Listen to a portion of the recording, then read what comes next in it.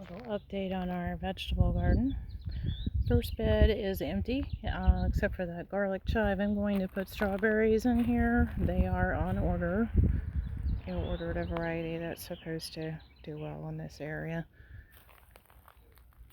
Bed number 2, got a variety of peppers, a chard plant, and 2 determinate tomatoes. They're called Sophie's Choice.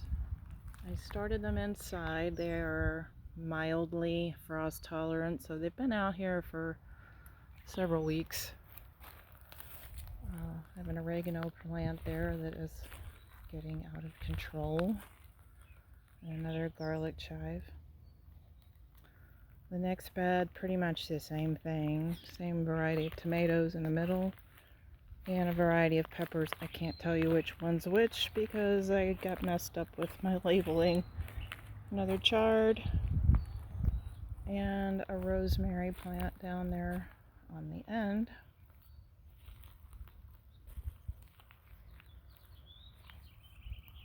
Fourth bed is also empty. I probably am going to put some okra in here and maybe a zucchini plant. We'll see. This is my cutting garden. I've gotten a couple snapdragons out of it. This is a straw flower, and next to it is our Rudbeckia, black-eyed Susan, however you want to pronounce that. Yeah, I sowed quite a few seeds and I only got one of each. That is a Dara. It's getting ready to bloom. These little short things are Clarkia. They're supposed to be taller than that. Can't exactly cut that, but it's a pretty flower. I wish I had put them out in the landscape instead of in here. They might get taller if I were to have sown them in the fall. Sweet William. Oops, there's my shadow. 2 rows of Sweet William, and they're going to take a while to make flowers. Over here in the log bed is a variety of greens. On the end are some borage that were self-sown that I moved over here. This is kind of a shady spot in the garden. So since I was kind of late planting cool crops, I was hoping maybe they would do well over here with some shade. Took the cover off the log bed so you could see what was going on in here. I planted some, most recently, these little lettuce plants. That's a Sierra lettuce. It's supposed to be more heat tolerant. And behind it is another lettuce variety, and it's a Yugoslavian something. Can't remember the whole name. I don't have the seed packet with me. But it's also supposed to be heat tolerant. And we have some collard greens. I'm not sure if these are Alabama blue. I think they are. I don't think the Georgia Southern germinated. They were all started inside. These are cabbages. As usual, I think I got them in late. They're not heading up yet, and I don't know if they will. And then the cabbage white butterflies have found this area, even though I have the cover on them. The cover is getting pushed up by the plants, so the butterflies are getting under there and laying their eggs and eating my plants. Over here, I have Merlot lettuce, which is just so pretty, almost too pretty to pick, right? But that will be a part of dinner today. And over here is bolted spinach. I started it inside. It was basically bolted before I ever got it out here. I don't know why I keep trying. So extremely heat sensitive that even the lights they were growing under made them bolt.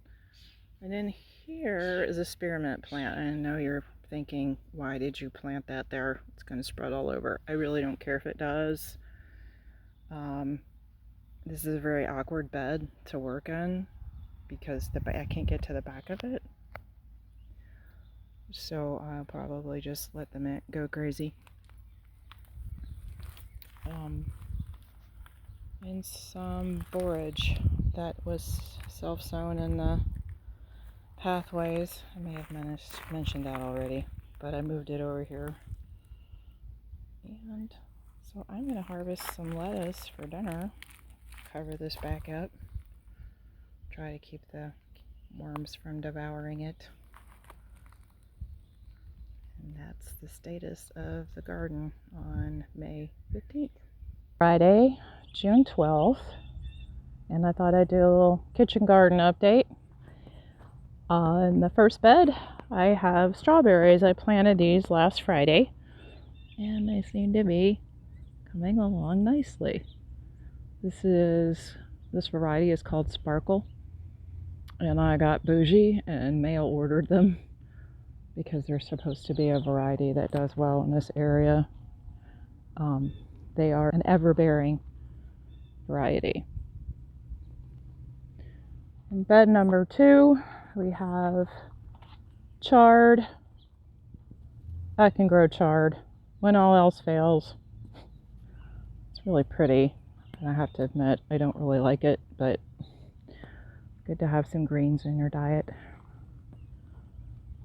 This is a pepper. I don't know what variety. My labels got messed up, so when it makes a pepper, I can tell you what kind. There's a nasturtium. I have 2 tomato plants in this bed. They are Sophie's Choice. They are a slightly frost-tolerant tomato determinate, and I planted them in May, I think, possibly late April. We had some cold snaps, and they weathered it just fine. This is a banana pepper. I do know that. And there's my shadow. And it's making peppers. Another unknown pepper plant. This is basil. That came up from seeds from plants last year. I actually direct sowed some basil, and I think maybe that one got shadow again. Let me come around this way. I think this may be from a seed that I sowed this year. Random zinnia seed. There's some beets. And another row of beets over there. And a weed. Bed number 3, pretty much the same thing. Chard, big honkin' chard. I bought a sage last week and put that here, so I forgot to start some. Have a few little zinnia sprouts coming up. Normally I start these indoors, and I have zinnias earlier in the year, but not this year. Sowed some bush beans. They're kind of random in there. There's one over there. And there are some radishes in between, which are generally a cool season plant, but I'm hoping that the tomatoes will offer them some shade, and maybe we'll get a couple radishes. Another banana pepper and an unknown pepper. Rosemary. Some sunflower sprouts. Should be more than that, but that's what I've got at this point. Bed number 4. This is buckwheat, and I'm experimenting with a cover crop. It's a quick cover crop that should come full circle within a month, and then I will plant cool season vegetables here like cabbage, turnips. It's a thyme plant that I transplanted, and it's finally came out of its shock.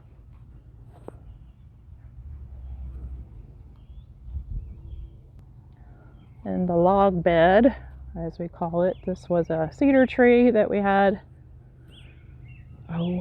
No, I can't remember where in the yard it was.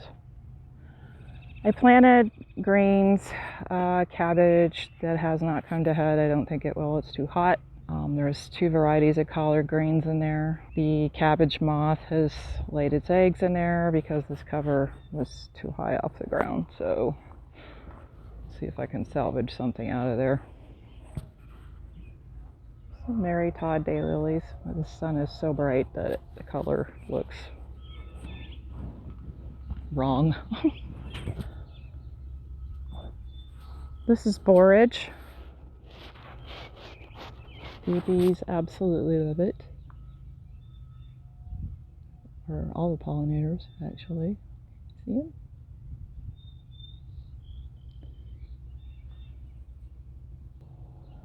In this short bed, I decided to make a cut flower garden. Not everything came up great. I planted multiple, well, this is a straw flower, and I planted probably 4 soil blocks. That's the only one that germinated.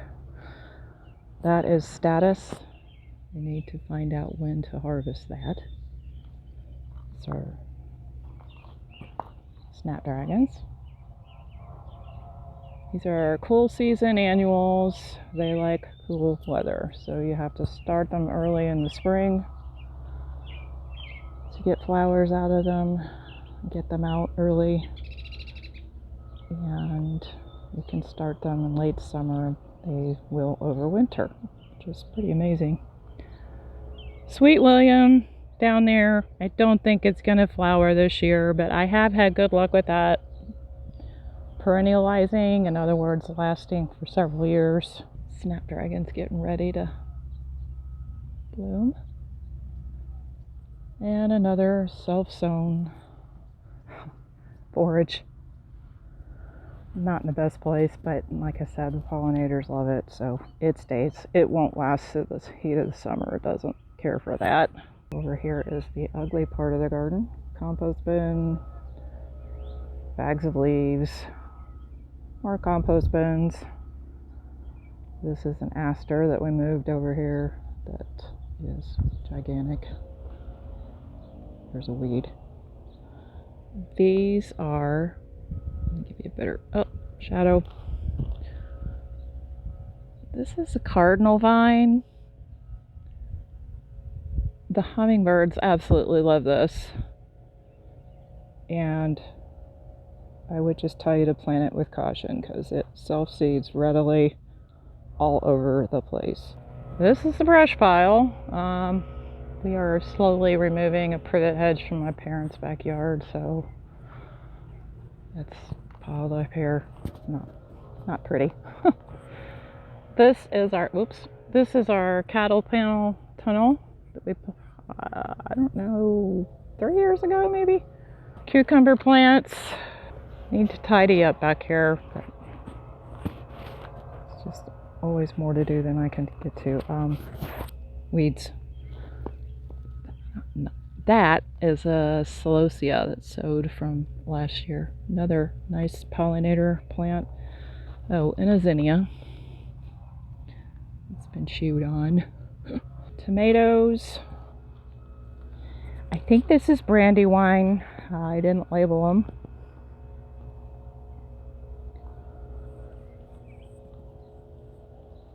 These are cherry tomatoes. One is Super Sweet 100 and the other is Sun Gold.